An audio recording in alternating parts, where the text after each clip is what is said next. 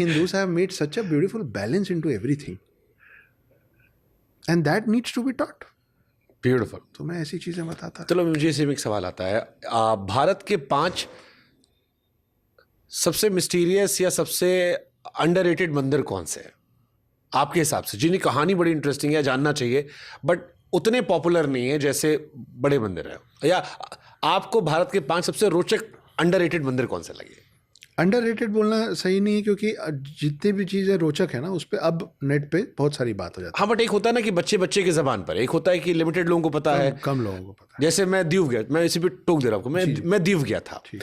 तो दीव एक आइलैंड है सोमनाथ के आगे। मैं 2019 में पहली बार वहां पर गया और मुझे बताया गया कि यहाँ पर एक जगह है जहां पर 5 पांडव आए थे अपने दौर में और समुद्र किनारे पूजा की थी। और वहां आप जाएंगे तो 5 शिवलिंग है जो अलग अलग कद के बने हैं। ओके। समुद्र की लहरें आती हैं, अभिषेक करती हैं और लौट जाती हैं। ठीक है। और वो इतना खूबसूरत नजारा है कि उसे देखकर मैं हैरान था कि यार ये उस दौर में स्थापित किए गए शिवलिंग है, और वो शिवलिंग आज भी है। लेकिन वहां तब भीड़ नहीं थी, कोई जानता नहीं था।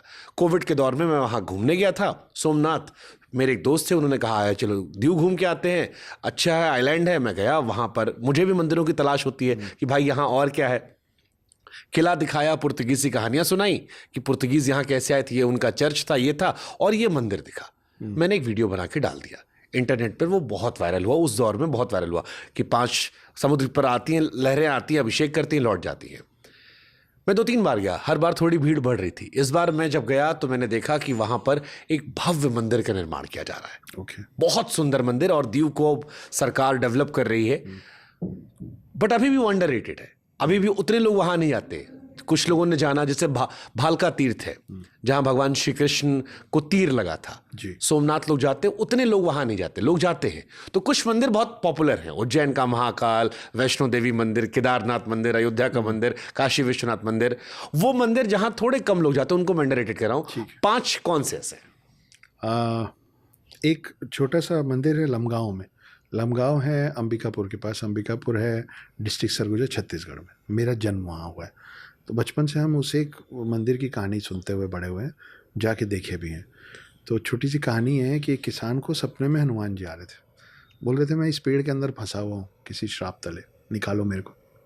एक बार सपना आया, ध्यान नहीं दिया, दूसरी बार तो जब 2-3 बार आ गया, और वो सपने में उसके घर से जंगल के बीच के उस पेड़ तक का रास्ता दिखाते थे। ये वाला पेड़ है, इधर से काटना, इसके नीचे से काटो तो चोट लगेगी, इसके ऊपर काटना, उसके नीचे फंसा हुआ। वो तीसरे चौथे दिन गया वो कुल्हाड़ी खरीदने, तो दुकान वाला बोला तुम किसान हो, तुम कुल्हाड़ी क्यों चाहिए तुमको? तो बोला अरे यार, भोले लोग होते हैं, बता देते हैं जैसा होता है। बोले अरे मेरे को ऐसा सपना आ रहा है, मेरे को पेड़ काटना है। तो वो हंसा, बोला अच्छा। वो थोड़ा आसपास हवा फैल गई, 8-10 लोग गए उसको गलत साबित करने के कि चल हम भी देखें कितने हनुमान जी निकलते हैं तेरे। वो पेड़ काटा जहाँ से उसको बताया गया था सपने में, वहीं से काटा। उसके अंदर सच में हनुमान जी की मूर्ति फंसी हुई थी पेड़ के अंदर बीच में। वहाँ पे फिर एक मंदिर बनाया गया। उस मूर्ति का हाइट बढ़ता है शुभांकर भाई, अभी तक बढ़ रहा है। तो उसके कुछ साल, मतलब बहुत थोड़ा थोड़ा बढ़ता है, लेकिन कुछ साल में उसके छत तोड़ के नया छत बनाना पड़ता है और ऊपर, क्योंकि मूर्ति और बड़ी हो रही। एक ये कमाल का है। अभी रिसेंटली मैं गुवाहाटी गया था। गुवाहाटी में ज़्यादातर लोग कामाख्या देवी की बात करते हैं। वहाँ पे मैं एक कमाल के शख्स से मिला, उनका नाम पार्थोदा है, वहाँ के कमिश्नर हैं, STF चीफ हैं। पार्थोदा आई लव यू टू। तो उनके बोलने पे उन्होंने बोला तो तेरे को 2-4 मैं अच्छे मंदिर घुमाता हूँ, तेरे को मज़ा आएगा। ठीक है। तो कामाख्या देवी के बाद मैं गया उमानंद मंदिर। उमानंद मंदिर ब्रह्मपुत्र के नदी के बीच में एक आइलैंड बना हुआ है, नेचुरल आइलैंड बना हुआ, उस पहाड़ी के ऊपर है, आपको नाव से जाना पड़ता है। कहानी यह है कि कामाख्या देवी, मतलब पार्वती जी वहाँ आई, फिर वहाँ से एक सुरंग है अंदर, कामाख्या मंदिर से एक सुरंग है जो ब्रह्मपुत्र नदी के नीचे अंदर से उस आइलैंड में पहुँचती है।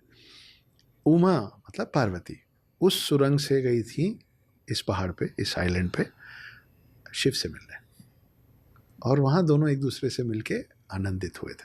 तो उस मंदिर का नाम है उमानंद मंदिर। बहुत सुंदर मंदिर, बहुत शांति वाला मंदिर, मज़ा आया। फिर उन्होंने बोला कि अक्षत जाने के पहले एयरपोर्ट के रास्ते में ना नवग्रह पड़ेगा, देख लेना। तो एक होता ना कि भाई देख लिया अभी 2-3 मंदिर, अब अगली बार के लिए भी तो कुछ छोड़ें। बोले हाँ और बहुत है, लेकिन एक बार नवोग्रह देख लेना। ठीक है। शुभंकर भाई, मैं आज तक ऐसा मंदिर नहीं देखा था। उसका गर्भगृह ना हमारे इस हॉल से भी बड़ा है, और वो गर्भगृह है इस हॉल से बड़ा गर्भगृह। हाँ, आमतौर पर गर्भगृह हमको कैसे दिखता है, छोटा सा, एक शिवलिंग है, एक मूर्ति है। ह्यूज गर्भगृह है, उसमें 9 शिवलिंग है, और हर शिवलिंग प्रतीक है एक ग्रह का। जब आप उसके वहाँ पे टोकनी में जो प्रसाद और कपड़ा और फूल मिलता है वो आप लेने जाएंगे तो आपको एक प्लास्टिक में 9 अलग अलग रंग के कपड़े मिलेंगे और तेल का एक बोतल मिलेगा। सब में तेल चढ़ाना होता है। हर शिवलिंग के साथ एक पुरोहित बैठे हुए हैं।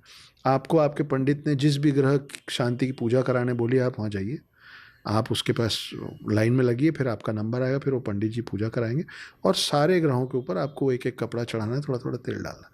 9 अलग अलग शिवलिंग, और आप उसके बीच में चल रहे हैं, सब तरफ चल रहे हैं, और अजीब सा सुख था वहाँ जाके।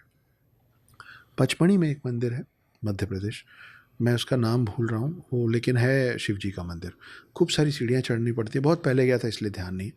बहुत सारी सीढ़ियाँ चढ़नी पड़ती है, और फिर एक बड़ा ऐसा डीप सा गुफा आता है जिसके अंदर एक भी लाइट नहीं है। आपको टटोल टटोल के चलना पड़ता है, चीज़ें पकड़ पकड़, इतना अंधेरा है।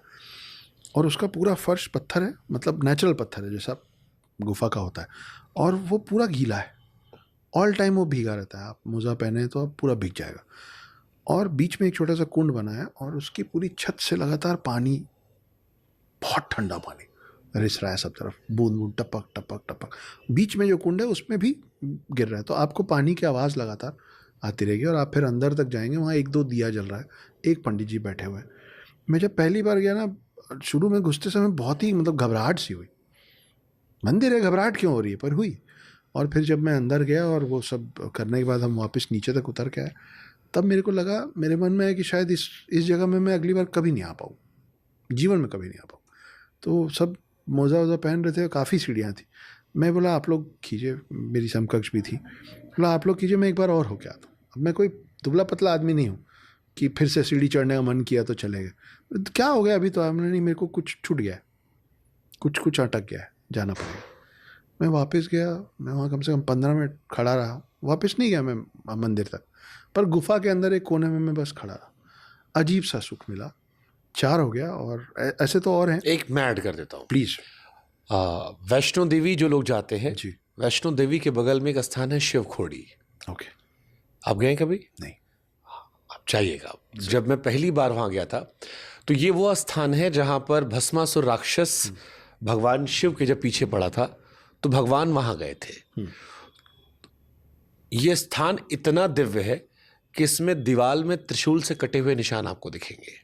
ओह, सीधा रास्ता नहीं है, अब तो सरकार ने बना दिया है दूसरी तरफ से घुमा के, बट जो पहले रास्ता था वो ऐसे पतला पतला रास्ता था, ऐसे पहाड़ के साथ रस्सी पकड़ आप चल रहे हैं, लेट के जाएंगे, ऊपर जाएंगे, और जब आप अंदर पहुंचते हैं एक स्थान है जहां पहाड़ से दूध गिर रहा है। दूध गिर रहा है, ओके। एक जगह है जहां से सीधे कहते हैं स्वर्ग का रास्ता है, रोशनी आती है। आगे से उसी में गुफा है जो कहते हैं सीधे अमरनाथ को चली आती है। एक बाबा वहां से गए भी हैं अमरनाथ। अच्छा, मतलब उसी गुफा के अंदर अंदर अंदर अंदर अंदर आप चले जाएंगे तो आप सीधे अमरनाथ पहुंच जाएंगे। क्या बात। उस जगह पर आपको सारे देवी देवताओं के निशान मिल जाएंगे। उसकी मान्यता यह है कि भगवान शिव यहां आकर रुके थे, विष्णु जी आए, और विष्णु जी ने जब बाहर भस्मासुर को खत्म करवाया, उसके बाद भगवान शिव को मनाने के लिए सारे देवी देवता उसी रास्ते से ऊपर से आए थे। और आपको वहां सारे निशान मिले, आपको वहां गंगा जी मिल जाएंगी, आपको वहां धरती माता भी थोड़े से मिल जाएंगी, मतलब वहां जल एलिमेंट्स। हाँ, और उस पहाड़ में सिर्फ वहीं दूध गिर रहा है जहां गंगा जी का वो है। मतलब इतनी विचित्र जगह वो है कि जब मैं क्या नाम बताया? शिवखोड़ी। शिवखोड़ी, ठीक। बड़ी विचित्र जगह, मतलब मैं पहली बार जब गया था, अब तो उसका काफी नवीनीकरण हो गया है क्योंकि उसमें जाने के लिए रास्ता अच्छा बना दिया गया है, साइड से आपको एक इजी रास्ता बना दिया गया है। पहली बार जब मैं और मेरा परिवार गए थे 2001 या 2 के आसपास, तो वहाँ ऑक्सीजन की कमी बहुत थी। आपको रस्सियाँ पकड़ पकड़ के जानी पड़ती थी नीचे, आपको लेटना पड़ता था, कहीं रेंग कर जाना है, कहीं खड़े होकर जाना है। और जिस तरह से आप जाते हो और अंदर जब दर्शन होता है, और वो अंदर आप जाइएगा, मैं आपको ये सारे दर्शकों को भी सुझाव दूंगा मैं कि जब कभी आप वैष्णो देवी जाएं तो वहाँ से शायद 2 घंटे की दूरी पर है शिवखोड़ी, वो स्थान है। जरूर अद्भुत स्थान है, जरूर जाऊँ। मतलब। और अब वहां जाइए और वहां पंडित जी से बैठकर हर एक चीज के दर्शन कीजिए कि आपको पार्वती माता के पांव भी नजर आएंगे, दर्शन भी नजर आएंगे, आपको त्रिशूल भी नजर आएगा, वो जाने का रास्ता भी नजर आएगा। और वो जिन एक बाबा वहां से जो अमरनाथ गए थे उनके बारे में पूरी जानकारियां मिलेंगी। और हर महाशिवरात्रि को वहां पर एक भव्य कार्यक्रम होता है। क्या मुझे लगता है भारत के बहुत अंडररेटेड मंदिरों में से वो एक है शिवखोड़ी। जरूर जरूर इस पर मैं बाद में एक वीडियो भी करूंगा। मैं अब मुझे आज एहसास हुआ कि काफी ये दो मंदिर, दो जगह मैं बताया आपको, एक सोमनाथ जाएगा तो गंगेश्वर महादेव मंदिर जरूर जाएगा। गंगेश्वर बहुत ही खूबसूरत जगह। अगर आप चाहेंगे तो मैं आपको थोड़ा दिखा भी सकता हूँ, क्योंकि हमारा ही वीडियो है तो कोई कॉपीराइट का इशू भी नहीं है।